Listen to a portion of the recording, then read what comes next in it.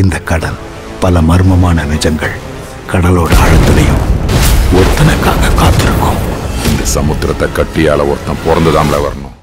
நாடாளுமன்ற தேர்தலை பொறுத்த வரைக்கும் தென் மாநிலங்களில் பாஜகவால் பெரிய அளவில் கால் ஊன்ற முடியவில்லை. அவர்களுக்கு பெரிய அளவில் மெம்பர்ஸ் இங்கிருந்து கிடைப்பது கிடையாது அப்படின்றது யதார்த்தமாக எல்லாருக்கும் தெரியும். தென் மாநிலங்கள் அந்த விஷயத்தை தொடர்ந்து தான் நம்ம பார்த்துக்கிட்டு வரோம். ஆனால் இவர்கள் இப்பொழுது என்னன்னா, தென் மாநிலங்களின் பிரதிநிதித்துவம் மட்டும் இல்லை, தென் மாநிலங்களின் ஓட்டுகளே உறுப்பினர்களே இல்லாமல் ஒரு ஆட்சி அதிகாரத்தை அமைக்கக்கூடிய அளவிற்கு வட மாநிலத்தில் மட்டுமே நம்ம வென்று ஒன்றியத்தில் ஆட்சியை அமைத்து விடலாம் அப்படின்ற ஒரு சதி திட்டத்தின் வலையிலாக இது போன்ற ஒரு விஷயங்களை அவர் முன்னெடுத்து வருகிறார்கள் அப்படின்றத இங்க இருக்கக்கூடிய எல்லா தென்மாநிலங்களோட சந்தேகமும். ஓகே, இப்போ அண்ணாமலை புரிதல் இல்லாம பண்றாங்கன்ற அண்ணாமலை பேசுறத நம்ம கருத்தாவே ஏத்துக்க வேணாம்னு நான் சொல்றேன். ஏன் சொல்றேன் அப்படின்னா, நீங்க ஒரு நேஷனல் லெவல் ஒரு கம்பெனி எடுத்துக்கோங்க. அந்த கம்பெனிக்கு ஒவ்வொரு ஸ்டேட்லயுமே ஒரு மேனேஜர்ஸ் இருப்பாங்க. அப்படிதான் அண்ணாமலை நம்ம பார்க்கணும். அண்ணாமலையோட கருத்து ஒன்றிய பாஜக அரசின் கருத்தாகலாம் நம்ம ஏற்றுக்க முடியாது. இப்போ இந்த அனைத்து கட்சி கூட்டத்தை முதல்வர் ஸ்டாலின் முன்னெடுத்து பண்ணும்போது ஒரு பக்கம் ஒரு பாராட்டும் இருக்கு. இன்னொரு பக்கம் பார்த்தீங்கன்னா ஒரு பிரச்சனை வருது அப்படின்னும் போது ஒட்டுமொத்த தென் மாநிலங்கள், அதுவும் குறிப்பாக பார்த்தீங்கன்னா தமிழ்நாட்டுக்குரிய ஒட்டுமொத்த கட்சிகளும் கொள்கை வேறு கோட்பாடு அதெல்லாம் மறந்துட்டு இப்போ தாவேகா உட்பட ஒன்றாக இணைஞ்சு போராடுறாங்கல்ல, இந்த விஷயத்தை எப்படி பார்க்குறீங்க?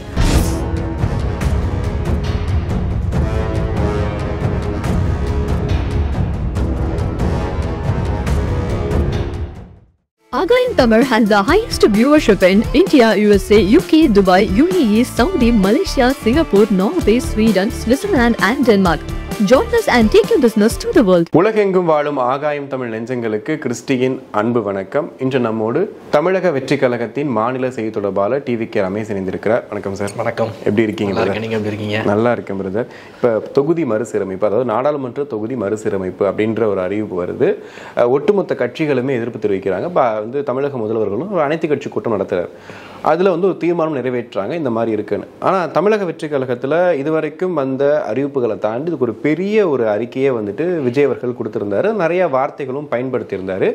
இது தேவையில்லாத ஒரு விஷயம், இன்னைக்கு இது தேவையா அப்படின்ற மாதிரிலாம் சொல்லியிருந்தாரு. தமிழக வெற்றி கழகத்தோட நிலைப்பாடு என்ன இதில்? தமிழக வெற்றி கழகத்தை பொறுத்த வரைக்கும் இந்த ஒரு பர்டிகுலர் பிரச்சனை இல்லை. எங்களோட நிலைப்பாடு அப்படின்றது 543 தொகுதிகள் என்று இப்போது இருக்கிறதே போதுமானது தான். அதை உயர்த்தவோ குறைக்கவோ தேவையில்லை.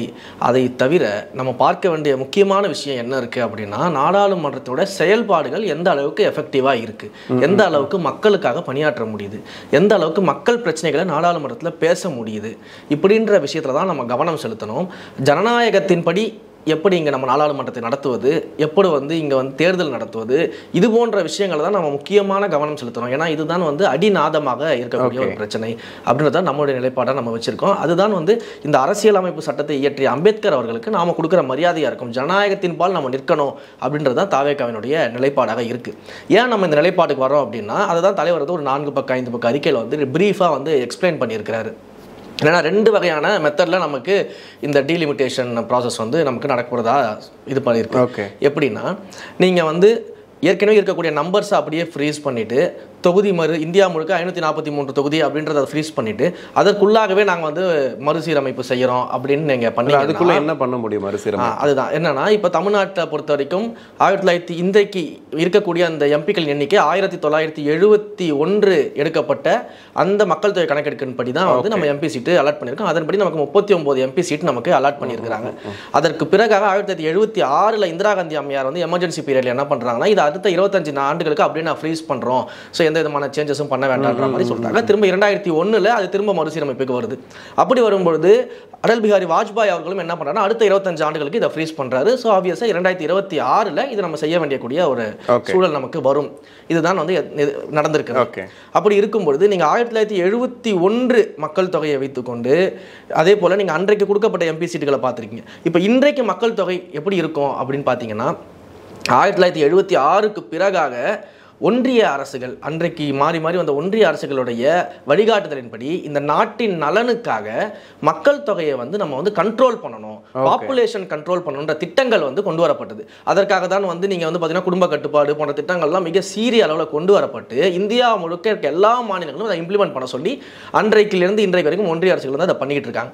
அப்போ அந்த இடத்துல தென் மாநிலங்கள் மிக சீரிய அளவில் இந்த விஷயத்தை ஒரு விழிப்புணர்வாக மக்கள்கிட்ட கொண்டு போய் அந்த மக்கள் தொகையுடைய பெருக்கம் அப்படின்றத நிறைய கண்ட்ரோல் பண்ணியிருக்கிறாங்க.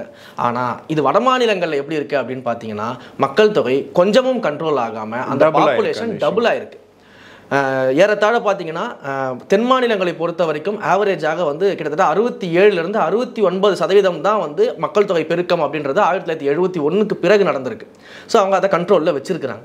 ஆனால் வட மாநிலங்களை பொறுத்த வரைக்கும் ஏறத்தாழ 118லேருந்து 120% வந்து அந்த மக்கள் தொகை அப்படின்றது வந்து அதிகரிச்சிருக்கு. ஓகே. ஸோ இந்த ஒரு சூழலில் அப்போ மக்கள் தொகையை நீங்கள் சொன்னது கேட்ட மாதிரி இந்த நாட்டின் நலனுக்காக நீங்கள் என்ன பண்ண சொன்னீங்களோ அதை நாங்கள் செஞ்சுருக்கோம், அதை வந்து திறம்பட நாங்கள் செஞ்சுருக்கோம் தென் மாநிலங்கள் அப்படின்னு இருக்கும்பொழுது இப்போ இருக்கக்கூடிய இந்த மக்கள் தொகையின் படி நீங்கள் வந்து எடுத்தீங்கன்னா எங்களுக்கு வந்து தென் மாநிலங்கள் இருக்கக்கூடிய மாநிலங்களுக்கு அந்த எம்பி சீட்டுன்றது குறைந்து அந்த குறைக்கப்பட்ட சீட்டுகள் அனைத்தும் வட மாநிலங்களுக்கு வழங்கப்படும், அதிகப்படுத்தப்படும். அப்போ நம்மளுடைய பிரதிநிதித்துவம் அப்படின்றது இங்கே குறையுது. 39லேருந்து நமக்கு வந்து ஒரு 7 சீட்டோ 8 சீட்டோ குறையுதுன்னா தமிழ்நாட்டுக்கு இந்த 8 சீட்டு தமிழ்நாட்டிலிருந்து வாங்கி வட மாநிலங்களுக்கு கொடுக்கப்படும். 31 எம்பிகள் தான் ஃப்ரீஸ் பண்ற நம்பர்களுக்குள்ள இந்த மாதிரியான விஷயங்கள் இருக்கும். ஆனா இதை பற்றி வந்து அமித்ஷா அவர்கள் பேசும்போது என்ன சொல்றாருன்னா எந்த மாநிலங்களுக்கும் வந்து சீட்டு குறைக்கப்படாது, ஒரு சீட்டு கூட குறைக்கப்படாது அப்படின்னு பேசுறாரு. இது ஒரு ஃபிளாட்டான ஒரு ஸ்டேட்மெண்ட். அப்போ ஒரு சீட்டு கூட குறைக்கப்படாது அப்படின்னா அப்போ நீங்கள் சீட்டை வந்து இன்க்ரீஸ் பண்ணக்கூடிய ஒரு மனநிலையில் நீங்கள் இதை பண்ணிக்கிட்டு இருக்கீங்க அப்படின்னு அர்த்தம். ஏன்னா நாடாளுமன்றம் புதிதாக கட்டப்பட்ட நாடாளுமன்றத்தில் 800க்கும் மேற்பட்ட இருக்கைகள் வந்து வைக்கப்பட்டிருக்கு. அப்பொழுதே வந்து இதற்கான சந்தேகங்கள் எழுப்பப்பட்டுச்சு. ஏன்னா நாடாளுமன்ற உறுப்பினரோட எண்ணிக்கையை வந்து இது அதிகப்படுத்துவதற்கான வாய்ப்பு அதிகம்னு சொல்லிட்டு.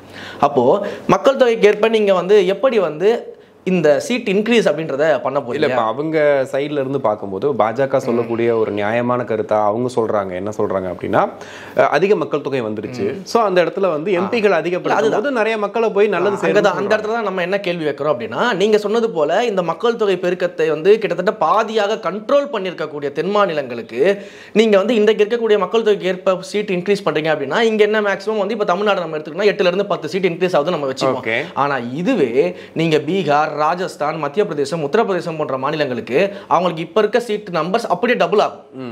ஸோ நீங்கள் இன்க்ரீஸ் பண்ணும்பொழுது எல்லாருக்கும் ஒரே ஈவனான இன்க்ரீஸ் அங்கே இருக்காது. வட மாநிலங்கள் வந்து அந்த சீட் எண்ணிக்கை டபுள் ஆகும். ஏன்னா அவர்கள் வந்து அந்த அளவுக்கு வந்து மக்கள் தொகை பெருக்கத்தை அடைந்திருக்காங்க. ஸோ இன்றைக்கு வந்து அந்த பிரச்சனைகள் நமக்கு இருக்குது. அப்போ நீங்கள் என்ன முடிவு பண்ணுறீங்க? இப்போ இன்க்ரீஸ் பண்ணுன்ற நிலைமையில தான் நீங்கள் ஃப்ளாட்டான ஒரு ஸ்டேட்மெண்ட் கொடுக்குறீங்க, மாநிலங்களுக்கு ஒரு சீட் கூட குறைக்கப்படாதுன்றீங்க. அப்போ நீங்கள் இன்க்ரீஸ் பண்ணுற மனநிலையில் இருக்கீங்கன்னா எங்களுக்கு இன்க்ரீஸ் ஆகக்கூடிய சீட்டு நம்பர்ஸை விட வட மாநிலங்களில் இருக்கக்கூடிய மாநிலங்களுக்கு டபுள் மடங்காக சீட் இன்க்ரீஸ் ஆக போகுது மக்கள் தொகை அடிப்படையில் நீங்கள் செய்யும்போது இதுதான் நடக்கும் அப்படின்ற அச்சம் இருக்கிறது.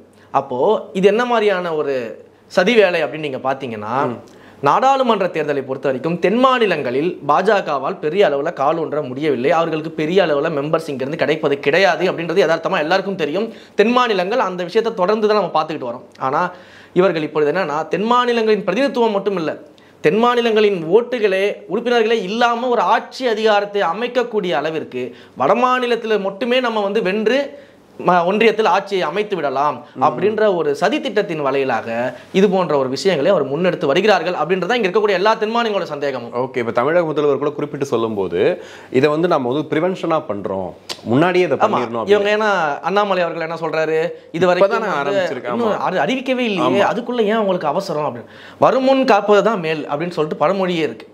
ஓகேங்களா? இந்த அண்ணாமலை சொல்வதை மட்டும் வைத்துக்கொண்டு நம்ம எதையுமே செய்ய முடியாது. ஏன்னா இன்றைக்கு வந்து மத்தியில் ஆளக்கூடிய ஒன்றிய அமைச்சர்களோ பிரதம மந்திரியோ இதுவரைக்கும் இந்த விஷயத்துல மக்களுக்கு எந்த விதமான நம்பிக்கையும் கொடுக்கல. சரி, நான் என்ன கேட்குறேன், நீங்க ஆரம்பிக்கவே இல்லை, அவசரப்படுறோன்னு சொல்றீங்கல்ல, அப்போ ஏன் ஒன்றியத்தில் இருக்கக்கூடிய எந்த விதமான அமைச்சரும், உள்துறை அமைச்சரும் சரி இல்லை வந்து பிரதமரும் சரி, நாங்க இதை தான் பண்ண போறோம், திட்டம் இதுதான், இந்த பிளான் தான் இருக்கு, அதுல ஏதாச்சும் சந்தேகங்கள் இருந்தாவோ இல்லை அதுல வந்து மாற்றுக்கருத்து இருந்தாவோ வாங்க நம்ம பேசலாம்னு சொல்லிட்டு ஏன் அழைப்பு விடுக்கல, ஏன் கலந்து ஆலோசிக்கல, எதுவுமே பண்ணாம ரகசியமாவே வச்சிருக்கீங்களே ஏன்? நடுராத்திரி 8 மணிக்கு வந்து ரூபா நோட்டு செல்லாதுன்னு அறிவிச்சா மாதிரி இப்படி ஒன்று அறிவிச்சுட்டு கேட்டா சாதனை பண்ணிட்டோம் நீங்க மார்த்தடிக்க பிளான் பண்றீங்களா? ஏன் வந்து கலந்தாலோசிக்காம எந்த விதமான கருத்தையுமே கேட்காம ஒரு விஷயத்தை நீங்க கொண்டு வரதுக்கு தயாராகிறீங்கன்றதுக்கு பல உதாரணங்கள் இருக்கு. அப்ப இது எங்களுக்கு அந்த அச்சம் ஆட்டோமேட்டிக்கா இங்க வருது இல்ல. நீங்க இந்த விஷயத்தை நாடாளுமன்றத்தில் 800க்கு மேற்பட்ட இருக்கைகள் போடும்போது இந்த மாதிரி வந்து நீங்க பிளாட்டா வந்து எந்த விதமான மாநிலங்களுக்கும் வந்து தொகுதி குறைக்கப்படாதுன்னு சொல்லும் போது எங்களுக்கு அந்த சந்தேகம் வருது இல்ல. இப்ப அண்ணாமலை புரிதல் இல்லாம பண்றாங்கன்ற அண்ணாமலை பேசுறத நம்ம கருத்தாவே ஏத்துக்க வேணாம்னு நான் சொல்றேன். ஏன் சொல்றேன் அப்படின்னா, நீங்க ஒரு நேஷனல் லெவல் ஒரு கம்பெனி எடுத்துக்கோங்க, அந்த கம்பெனிக்கு வந்து ஒவ்வொரு ஸ்டேட்லயுமே வந்து ஒரு மேனேஜர்ஸ் இருப்பாங்க. அப்படிதான் அண்ணாமலை நம்ம பார்க்கணும். அண்ணாமலையோட கருத்து வந்து ஒன்றிய பாஜக அரசின் கருத்தாகலாம் நம்ம ஏத்துக்க முடியாது. ஒன்றிய பாஜகவின் தலைமை வந்து அங்க இருக்குது, அவங்க சொல்றதுதான் கருத்தா ஏத்துக்க முடியுமே தவிர்த்து ஒவ்வொரு ஸ்டேட்ல ஒவ்வொருத்தர் பேசுறது நம்ம கருத்தா ஏத்துக்க முடியாது. எங்களுடைய தலைவர் பேசுறாருன்னா எங்க தலைவர் வந்து மாநிலத்திற்காக கட்சி ஆரம்பித்து அந்த கட்சியின் தலைவராக இருக்கக்கூடியவர்கள். அண்ணாமலை வந்து பிஜேபி கட்சியின் தலைவர் கிடையாது, இந்த மாநிலத்தை நிர்வகிக்கக்கூடியவர், அவ்வளவுதான். அப்போ அந்த ஒன்றியத்தில் இருக்கக்கூடிய இதற்கு இந்த பிரிவுக்கு சம்பந்தப்பட்ட ஒன்றிய அமைச்சர்களும் பிரதமர் அவர்களும் இதற்கான விளக்கத்தை கொடுத்திருக்கணும். மக்கள்கிட்ட இந்த அச்சத்தை போக்கி இருக்கணும். மற்ற கட்சிகளுக்கு மாநிலங்களுக்கு இந்த அச்சத்தை போக்கி இருக்கணும். ஆனா அதை எதையுமே செய்யாம நீங்க பிளாட்டா ஸ்டேட்மெண்ட் கொடுக்கும்போது எங்களோட சந்தேகம் மிகுந்த வலுவாகுது. அப்ப வருமுன் காப்பதே மேல் அப்படின்னு சொல்லிட்டு அரசாங்கம் எடுத்துக்க இந்த நடவடிக்கையில எங்களுடைய முதற்கட்ட கருத்தை நாங்க சொல்றோம். கண்டிப்பா. இப்போ விஜய் அவர்கள் கொடுத்த அறிக்கையில பல வார்த்தைகளை பார்க்கிறோம். அதுல வந்து அலங்கார பொம்மைகளாக உட்கார வைக்கப்பட்டிருக்கக்கூடிய ஒரு வார்த்தை சொல்றாரு. சொல்ல வர மீனிங் என்ன அப்படின்னா பேச மாட்டாங்க போனா அப்படின்ற மாதிரி இருக்காங்க அப்படின்ற மாதிரி தான் சொல்ல வராரு. இது ஒரு மாதிரி அந்த ஒரு எம்பி அப்படிங்கிறவங்க ஒரு குறைச்சு மதிப்பிடுற மாதிரி. அதுதான் இது வந்து ஒரு தவறான புரிதல். ஏன்னா அலங்கார பொம்மைகளாக அப்படின்னு அவர் சொன்னது வந்து நீங்க பேச மாற்றாங்கன்னு மட்டும் எடுத்துக்க முடியாது. நாடாளுமன்றத்தில் பேச வாய்ப்பு அளிக்கப்படவில்லை அப்படின்றத நம்ம எடுத்துக்கணும். ஏன்னா இன்றைக்கு ஆளும் ஒன்றிய அரசு நாடாளுமன்ற உறுப்பினர்களுக்கு மிகுந்த நேரம் கொடுக்குறாங்களா, எல்லா இடத்துலையும் விவாதிக்க டைம் கொடுக்குறாங்களா, இல்ல வந்து விவாத பொருளாக மக்கள் பிரச்சனையை எடுக்கிறாங்களா அப்படின்னு கேட்டா கிடையாது. பல உதாரணங்கள் இருக்கு. எதிர்கட்சிகள் வந்து நீட் தொடர்பாக பேசும்போது மைக் அணைச்சிருவாங்க.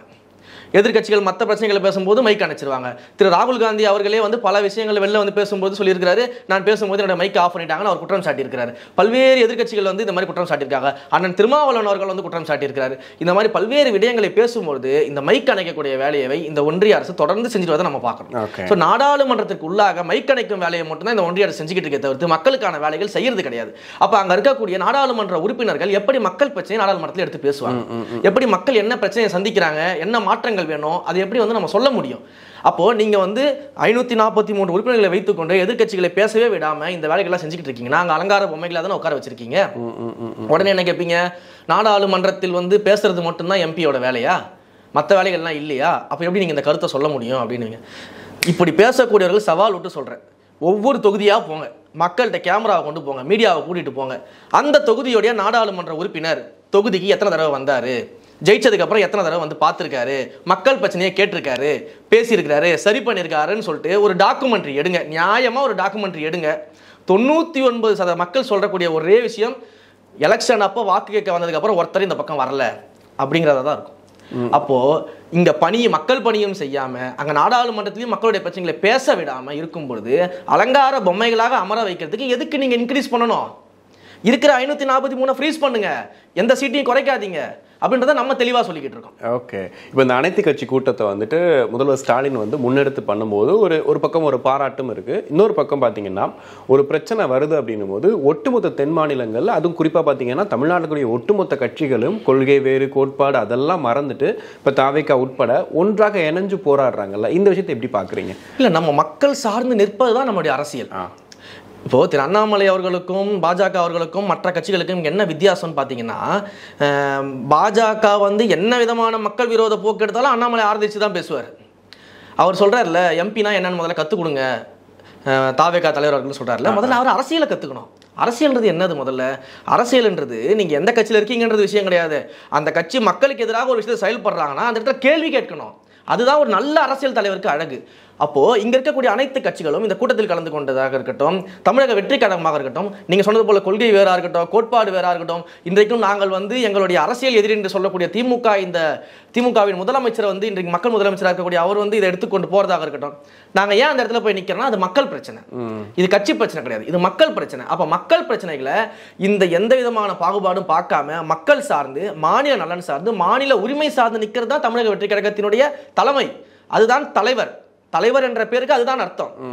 மக்களுக்கு விரோதமா என்ன செயல்பட்டாலும் நான் கடைசி வரைக்கும் என் கட்சிக்கு தான் சப்போர்ட் பண்ணி நிற்பேன், அது பேர் தலைவர் கிடையாது. அதுதான் நான் சொன்னல, கம்பெனியோட ஸ்டேட் லெவல் மேனேஜர் போல தான் செயல்பட்டு கொண்டிருக்கிறேன். ஓகே. இப்போ தமிழக வெற்றிக்கழகம் சார்பில் இதுக்கு ஏதாவது போராட்டங்கள் ஏதாவது நடக்க வாய்ப்பு இருக்கா? ஏன்னா இப்போ நீங்கள் உங்கள் அரசியல் எதிரின்னு சொல்லக்கூடிய திமுக, அதிமுக இருக்கட்டும், எல்லாருமே என்ன பண்ணிட்டாங்கன்னா ஒரு விஷயத்த பண்ணிட்டாங்க, ஒரு அனைத்து கட்சி கூட்டம்ன்ற விஷயத்த பண்ணிட்டாங்க, ஒரு விஷயம் நடந்துகிட்டு இருக்கு. தமிழக வெற்றி கழகம் சார்பில் என்ன நடக்கும்? இப்போ இந்த அனைத்து கட்சி கூட்டத்தில் தீர்மானங்கள் நிறைவேற்றப்பட்டிருக்கு. அந்த தீர்மானங்கள் ஒன்றிய அரசின் கவனத்துக்கு எடுத்து செல்லப்படும். அதற்கு அவர்கள் என்ன பதில் சொல்கிறார்கள் அப்படிங்கிறத பொறுத்து இந்த தமிழ்நாட்டில் அடுத்த கட்டமாக இந்த பிரச்சனை என்ன மாதிரியான ஒரு வடிவத்தை பெறப்போகிறது, அடுத்து என்ன மாதிரியான நகர்வுகளை சந்திக்க போகிறதோ அதை பொறுத்து இது உண்மையிலேயே மக்களுக்கு பாதிக்கக்கூடிய முயற்சியை மீண்டும் பாஜக எடுக்குமானால், இந்த ஒன்றிய அரசு எடுக்குமே ஆனால், அதற்கு எதிராக தமிழக வெற்றி கழகமும் எங்கள் தலைவரும் முதலில் களத்தில் வந்து நிற்பார்கள். ஓகே, கண்டிப்பாக நிறைய விஷயங்கள் பேசணும். மீண்டும் சந்திப்போம். நன்றி.